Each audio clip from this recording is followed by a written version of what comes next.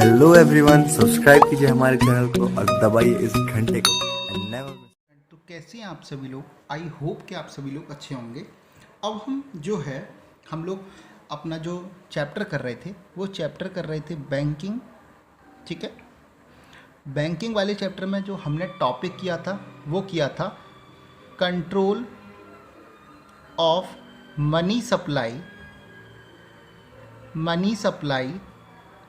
By RBI. ठीक है, ये किया था।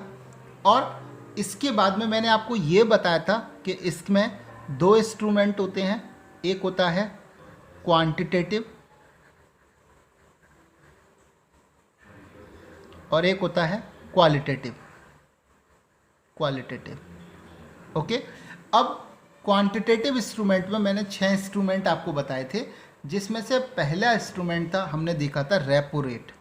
और रेपो रेट क्या होता है इसको हमने डिस्कस किया, और रेपो रेट के थ्रू आप कैसे मनी के सप्लाई को कंट्रोल कर सकते हो वो हमने देखा था। ठीक है, अब इसका दूसरा जो इंस्ट्रूमेंट आता है वो आता है बैंक रेट। ठीक है, तो बैंक रेट जो होता है वो क्या होता है, तो bank rate also refers to the rate of interest at which the RBI lends money to the commercial bank. Bank rate क्या होता है, बैंक रेट वही रेट होता है जिस पर आरबीआई क्या करता है, कॉमर्शियल बैंक को क्या करता है, मनी लैंड करता है, यानी कि रुपए उधार देता है। अब आपके दिमाग में क्वेश्चन आ रहा होगा कि सर रेपो रेट में भी तो यही होता है, रेपो रेट में भी आरबीआई कॉमर्शियल बैंक को क्या करता है, पैसे उधार देता है, बैंक रेट में भी आरबीआई कॉमर्शियल बैंक को पैसे उधार देता है, तो फिर दोनों के बीच में क्या डिफरेंस है, कि what is the difference between bank rate and repo rate. ठीक है, तो देखते हैं भैया क्या डिफरेंस है। तो difference between bank rate and repo rate, जिसमें बैंक रेट और रेपो रेट के बारे में यहाँ बताया गया कि bank rate relates to the loans offered by the RBI to the commercial bank without any collateral.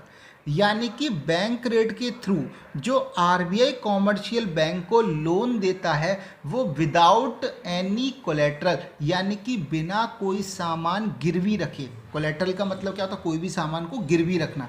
भाई आपको लोन कैसे मिलता है, जब आप किसी को सामान गिरवी रखते हो तब देन उसके बदले में पैसा मिलता है ना। और गिरवी क्या रखते हो आप, प्रॉपर्टी के कागज़ रखोगे या आप देखो ज्वेलरी रखोगे, कुछ भी चीज़ गिरवी रख सकते हो। इसी तरीके से बैंक भी क्या करती है, आरबीआई को कोई ना कोई सामान गिरवी रखती है। ठीक है, कोलेट्रल के रूप में। ठीक है, तो यहाँ पर क्या है, आपको लोन मिलेगा लेकिन विदाउट एनी कोलेट्रल, आप कोई भी सामान गिरवी नहीं रख सकते हो। ठीक है, repo rate relates to the loans offered by the RBI to the commercial bank not without collateral, यानी कि यहाँ पर कोई भी कोलेट्रल, क्या बोला गया, नॉट विदाउट कोलेट्रल, यानी कि बिना कोलेट्रल के आपको क्या रेपो मतलब कि सामान नहीं मिल सकता। सामान इन द सेंस का मतलब कि आपको उधार नहीं मिल सकता।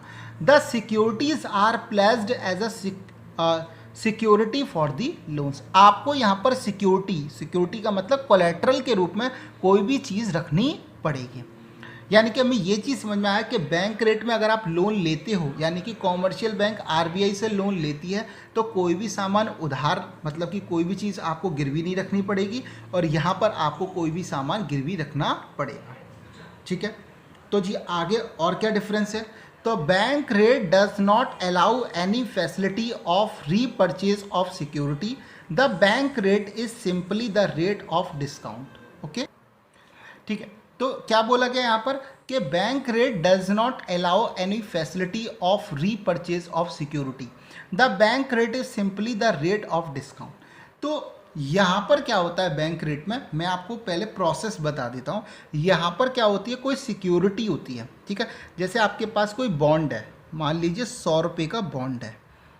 ठीक है, तो आप ये जो 100 रुपये का बॉन्ड है ये क्या करता है, बैंक ने क्या किया, आरबीआई को दे दिया। कितने रुपए में, 96 रुपये में।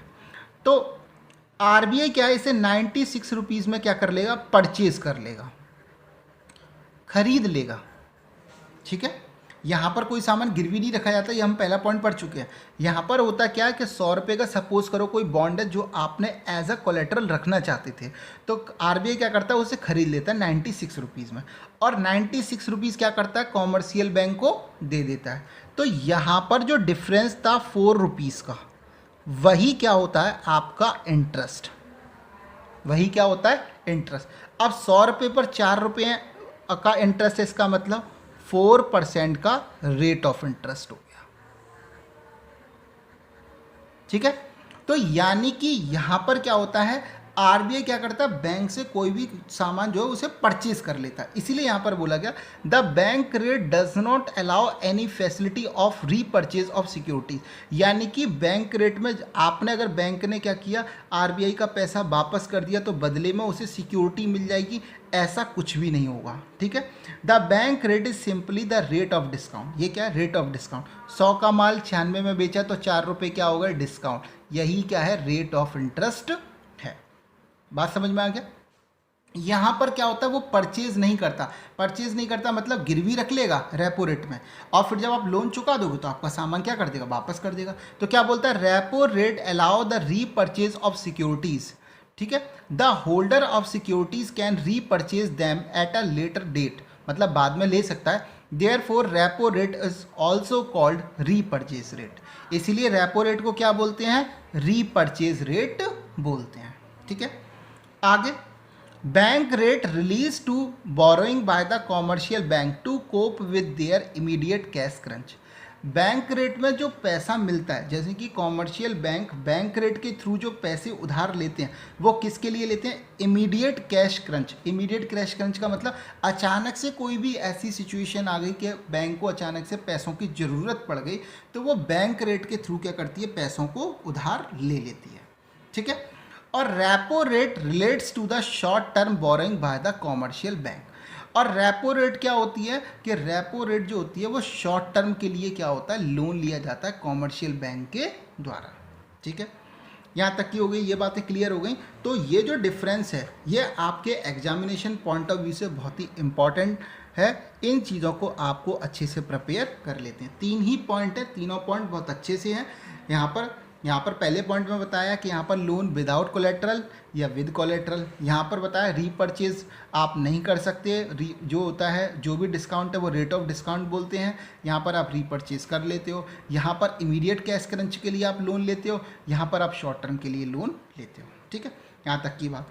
अब बैंक रेट्स के थ्रू आरबीआई कैसे मनी का कंट्रोल करती है, सेम वही फिनोमिना है जो रेपो रेट में है। बस जहाँ पर आपने लिखा था राइज इन रेपो रेट, वहाँ आप लिख देना राइज इन बैंक रेट, और बाद बाकी की प्रोसेस सेम है। जहाँ पर आपने लिखा राइज इन रेपो रेट, वहाँ लिखना राइज इन बैंक रेट, और यहाँ आपने लिखा डिक्रीज इन रेपो रेट, वहाँ लिख देना डिक्रीज इन बैंक रेट। ठीक है, आपका काम हो जाएगा। और बाद बाकी का जो प्रोसेस है वो सेम प्रोसेस है, कोई भी चेंजेस नहीं है। ठीक है, तो बैंक रेट का मनी की सप्लाई पर क्या इफेक्ट पड़ता है वो आपको पता लग जाएगा। बहुत ही आराम से चीज़ों को समझाते हुए चल रहा हूँ ताकि कोई भी दिक्कत ना आए। अब जो हमारा क्वांटिटेटिव इंस्ट्रूमेंट में तीसरा इंस्ट्रूमेंट है उसे बोलते हैं रिवर्स रेपो रेट। क्या बोलते हैं, रिवर्स रेपो रेट। ठीक है, तो रिवर्स रेपो रेट क्या होता है उसे समझ लेते हैं। Reverse repo rate refers to the rate of interest at which the commercial bank can park their surplus funds with the RBI। Reverse repo rate क्या होता है, ये एक ऐसा रेट ऑफ इंटरेस्ट है जिस पर बैंक कैन पार्क मतलब डिपॉजिट कर सकती है देयर सरप्लस फंड। कोई उसके पास एक्स्ट्रा में पैसे पड़े हुए हैं तो वो क्या कर सकती है, आरबीआई के पास जमा कर सकती है, और बदले में उसको जो रेट ऑफ इंटरेस्ट मिलेगा उसे बोलते हैं रिवर्स रेपो रेट। जैसे हम क्या होते हैं, नॉर्मली हम लोग क्या करते हैं, हमारे पास पैसे एक्स्ट्रा पड़े होते तो हम बैंक में जमा कराते, तो बैंक हमें क्या करती है, रेट ऑफ इंटरेस्ट देती है। सेम वही फिनोमिना बैंक आरबीआई के साथ में करता है। आरबीआई के पास एक्स्ट्रा में पैसे हैं तो बैंक क्या करेगी, आरबीआई के पास जमा कर देगी, और बदले में जो रेट ऑफ इंटरेस्ट मिलता है उसे बोलते हैं reverse repo rate. This allow the commercial bank to generate interest income. इससे क्या होती है, कॉमर्शियल बैंक को क्या मिलती है, इंटरेस्ट के रूप में एक इनकम हो जाती है। यहाँ तक की बात समझ में आ गया। ओके, अब आगे चलते हैं। अब रिवर्स रेपो रेट से आप कैसे मनी की सप्लाई को कंट्रोल कर सकते हो उसे देखते हैं। पहला है fall in reverse repo rate. अगर रिवर्स रेपो रेट में क्या हो जाती है, कमी हो जाती है, तो रिवर्स रेपो रेट में कमी हो जाएगी तो क्या करेगा, जो बैंक है वो जो आरबीआई के पास पैसे कम जमा करेगा, क्योंकि भाई रेट ऑफ इंटरेस्ट अच्छा नहीं मिल रहा है, तो वो क्या करेगा, आरबीआई को पैसे कम जमा करेगा। तो यही है, less funds are parked by the commercial bank with RBI to generate the interest income. यानी कि कम पैसे ही क्या करेगा, बैंक आरबीआई के पास जमा करेगा। आरबीआई के पास पैसे कम जमा करेगा तो इसका मतलब बैंक के पास क्या हो जाएगा, पैसे क्या होंगे, काफ़ी ज़्यादा होंगे, यानी कि उसके पास फंड्स क्या होगा, काफ़ी ज़्यादा होगा। तो क्या करेगा, more funds are used as CRR funds with the RBI for creation of credit. यानी कि क्या होगा, जब उसके पास ज़्यादा पैसे होंगे, more funds are used as CRR, तो वो क्या करेगा, कैश रिजर्व रेशो के रूप में इस फंड्स को यूज़ करेगा। यानी कि इसका मतलब है कि वो ज़्यादा से ज़्यादा लोन में पैसा देगा। सीआरआर ने क्या बताया था, मैंने पहली वीडियो में आपको बताया था कि सीआरआर क्या करता है, क्रेडिट का क्रिएशन करने का काम करता है। ठीक है, तो यहाँ पर क्या करेंगे कि जब उसके पास पैसे ज़्यादा होंगे तो क्या करेगा, वो ज़्यादा से ज़्यादा लोगों को लोन देगा।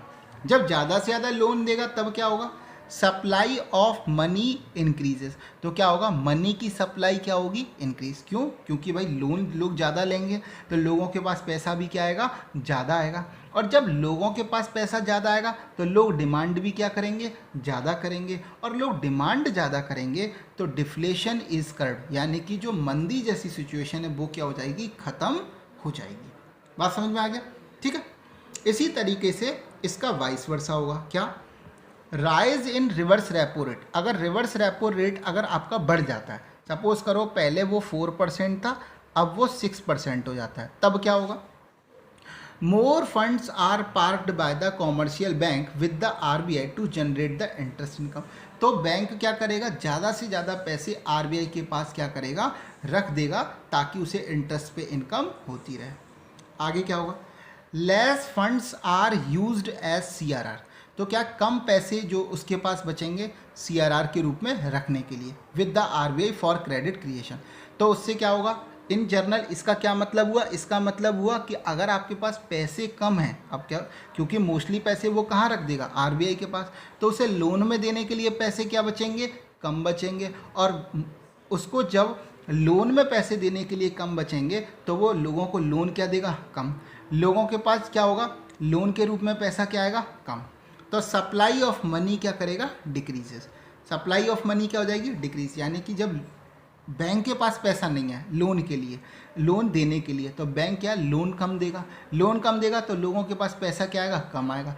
पैसा कम आएगा तो क्या करेंगे, लोग डिमांड क्या करेंगे, कम करेंगे। और जब लोग डिमांड ही नहीं करेंगे तो सामान तो बिकेगा ही नहीं, और सामान बिकेगा नहीं तो लोग क्या करेंगे, सस्ते रेट पर क्या करेंगे, सामान बेचना स्टार्ट करेंगे कि भैया कैसे भी करके उनका सामान तो बिक जाए। इसका मतलब है इन्फ्लेशन इज कर, यानी कि उसकी वजह से महंगाई क्या हो जाएगी, ख़त्म हो जाएगी, यानी कि बहुत कम हो जाएगी। हमेशा याद रखो, एक चीज़ को मैं बता देता हूँ, जब डिमांड ज़्यादा होता है तभी क्या होता है, इन्फ्लेशन ज़्यादा होता है। और जब डिमांड कम होती है तो इन्फ्लेशन भी क्या होती है, कम होती है। इस चीज़ को याद रखो। क्यों, अब सपोज़ करो, एक एग्जांपल देता हूँ, जैसे कि सपोज़ करो आपके पास बहुत पैसे हैं, ठीक है, और आप एक आम वाले के पास गए आम खरीदने के लिए, उसके पास सपोज़ करो सिर्फ 5 केजी आम थे, ठीक है, और आपको भी 5 केजी आम चाहिए, किसी और को भी चाहिए, किसी और को भी चाहिए, मतलब 3-4 लोग हैं जिनको 5 केजी आम चाहिए, और 5 जो बेच रहा है उस पर ओनली 5 केजी आम है। तो आप कहोगे मुझे दो, वो कहेगा मुझे दो, तीसरा कहेगा मुझे दो, चौथा कहेगा मुझे दो। इस तरीके से तो दिक्कत हो जाएगी, ठीक है ना। तो आप क्या करोगे, ये आम खरीदने के लिए क्या कहोगे, भाई मैं आपको पैसे ज़्यादा दूंगा, दूसरा वाला कहेगा मैं आपको और ज़्यादा दूंगा, तीसरा वाला कहेगा मैं आपको और ज़्यादा दूंगा, चौथा वाला कहेगा मैं आपको और ज़्यादा दूंगा। यानी कि डिमांड ज़्यादा थी तो उसकी क्या हो गया, प्राइस ज़्यादा हो गया। अब प्राइस ज़्यादा होगा तो इन्फ्लेशन, महंगाई क्या हो गई, ज़्यादा। और जब डिमांड ही नहीं होगी तो क्या होगा, सामान नहीं बिकेगा। सामान नहीं बिकेगा तो आदमी सस्ती दर पे सामान बेचेगा, बोले कि भैया ले जाओ, ठीक है, चाहे कम पैसे दे देना लेकिन ले जाओ, ठीक है। तो जब पैसे कम, डिमांड कम होगा तो जब प्राइस कम हो जाएंगे, और जब प्राइस कम होंगे तो इन्फ्लेशन भी क्या हो जाएगी, कम हो जाएगी, ठीक है। तो इस तरीके से ये था रिवर्स रेपो रेट का के थ्रू हम मनी को कैसे कंट्रोल करते हैं। ठीक है, तो आई होप कि आपको इस वीडियो लेक्चर को आपको पसंद आया होगा। अगर आपको ये वीडियो लेक्चर पसंद आया तो प्लीज़ मेरे चैनल को सब्सक्राइब करो, बेल आइकन का बटन प्रेस करो। ठीक है, अपने फ्रेंड्स के साथ में मेरे चैनल को शेयर करो, और अगर आपकी कोई भी क्वेरी है तो प्लीज़ कमेंट सेक्शन में मेरे को बताओ। ठीक है, थैंक यू।